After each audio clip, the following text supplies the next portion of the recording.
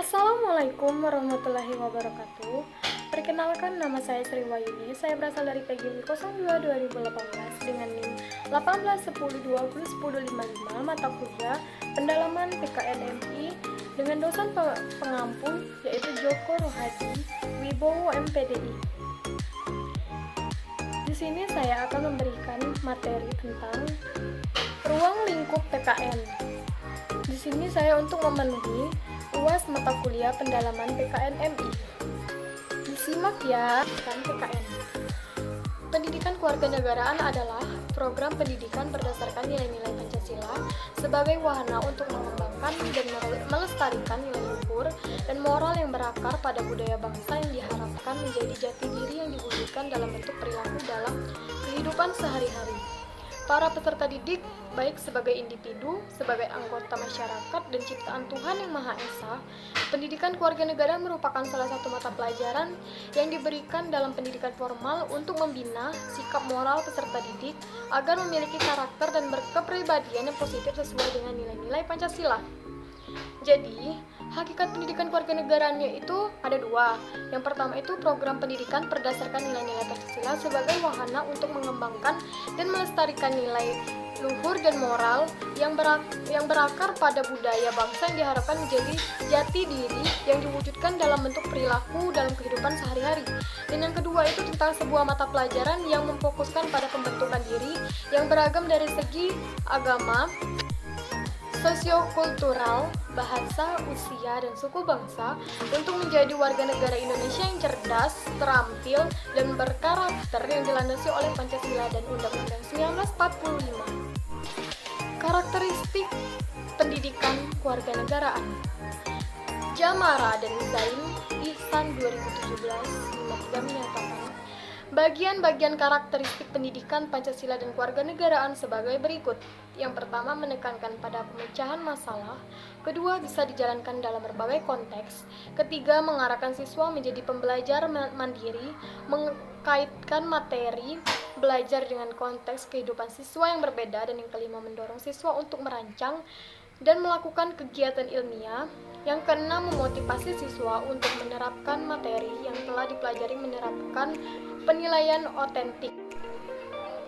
Adapun tujuan pendidikan kewarganegaraan adalah untuk mengembangkan kemampuan-kemampuan sebagai berikut. Yang pertama itu berpikir secara kritis, rasional, dan kreatif dalam menanggapi isu kewarganegaraan. Dan yang kedua itu berpartisipasi secara aktif dan bertanggung jawab serta bertindak cerdas dalam kegiatan kemasyarakatan berbangsa dan bernegara. Yang ketiga itu berkembang secara positif dan demokratis untuk membentuk diri berdasarkan pada karakter-karakter masyarakat Indonesia agar dapat hidup bersama dengan bangsa lainnya. Dan yang keempat itu berinteraksi dengan bangsa-bangsa lain dalam percaturan dunia secara langsung atau tidak langsung dengan memanfaatkan teknologi informasi dan komunikasi. Ruang lingkup pendidikan kewarganegaraan mempunyai aspek-aspek ada 7. Yang pertama itu persatuan dan kesatuan bangsa merupakan perpaduan yang sangat erat untuk menggambarkan makna yang tergantung dalam keberagaman yang ada di Indonesia, meliputi wujud rukun dalam perbedaan, cinta lingkungan, kebanggaan sebagai bangsa Indonesia, Sumpah Pemuda, keutuhan negara Kesatuan Republik Indonesia, partisipasi dalam pembelajaran negara, sikap positif terhadap negara Kesatuan Republik Indonesia, keterbukaan dan jaminan keadilan. Dan yang kedua itu yaitu norma hukum dan peraturan, meliputi tertib dalam kehidupan keluarga, tertib di sekolah, norma yang berlaku di masyarakat, peraturan-peraturan daerah, norma-norma dalam kehidupan berbangsa dan negara, sistem hukum dan peradilan nasional hukum, peradilan internasional.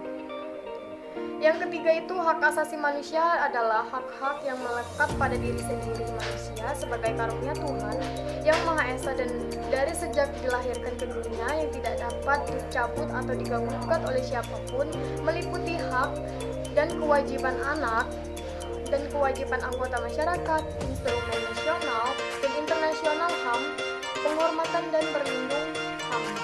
Yang keempat itu kebutuhan warga negara meliputi gotong royong, harga diri sebagai warga masyarakat, kebebasan berorganisasi, kemerdekaan mengeluarkan pendapat. Yang kelima itu konstitusi negara meliputi proklamasi kemerdekaan yang konstitusi konstitusi yang pertama, konstitusi yang pernah digunakan di Indonesia, hubungan dasar negara dengan konstitusi. Yang keenam itu kekuasaan dan politik, meliputi pemerintahan desa dan kecamatan, pemerintah daerah dan otonomi, pemerintah pusat, demokrasi dan sistem politik, budaya demokrasi menuju masyarakat madani. Dan yang terakhir itu yang ketujuh, Pancasila meliputi kehidupan Pancasila sebagai dasar negara dan ideologi negara, proses perumusan Pancasila sebagai dasar negara, pengamalan nilai-nilai luhur Pancasila dalam kehidupan sehari-hari. Adapun prinsip-prinsip pendidikan kewarganegaraan meliputi sejumlah prinsip dasar pembelajaran menurut pendapat dari Budimansyah. Prinsip-prinsip pembelajaran tersebut adalah prinsip belajar siswa aktif, student active learning, kelompok belajar komparatif, cooperative learning, pembelajaran partisipatorik, dan mengajar dengan relatif learning. 1. Prinsip belajar siswa aktif. Model ini menganut prinsip belajar siswa aktif. Aktivitas siswa hampir diseluruhi proses pembelajaran dari mulai fase perencanaan di kelas, kegiatan lapangan, dan pelaporan. Dalam fase perencanaan, aktivitas siswa terlihat pada saat mengidentifikasi masalah dengan menggunakan teknik bursa ide, brainstorming. Sistem siswa boleh menyampaikan masalah yang menarik baginya.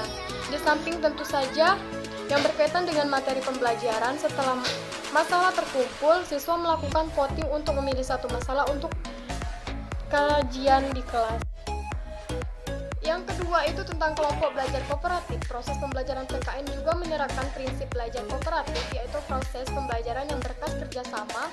Kerjasama yang dimaksud adalah kerjasama antar siswa dan antar komponen lain di sekolah, termasuk kerjasama sekolah dengan orang tua siswa dan lembaga terkait. Kerjasama antar siswa jelas terlihat pada saat kelas sudah memilih satu masalah untuk bahan kajian bersama.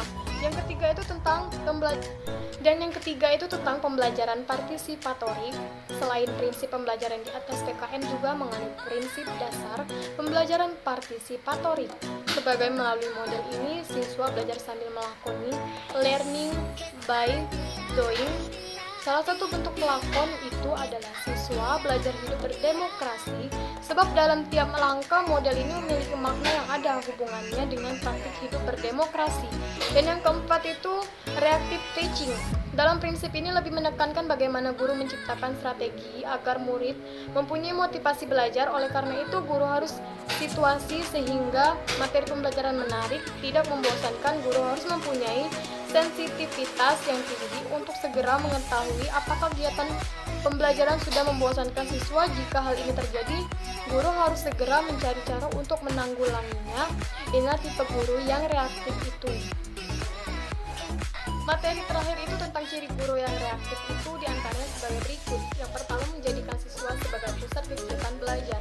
Yang kedua, pembelajaran dimulai dengan hal-hal yang sudah diketahui dan dipahami oleh siswa.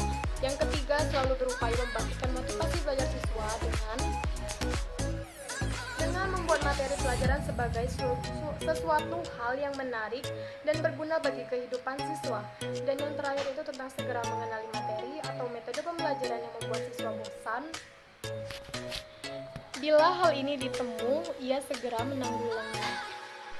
Itu saja materi yang saya sampaikan, lebih kurangnya saya minta maaf. Semoga bermanfaat dan terima kasih. Wassalamualaikum warahmatullahi wabarakatuh.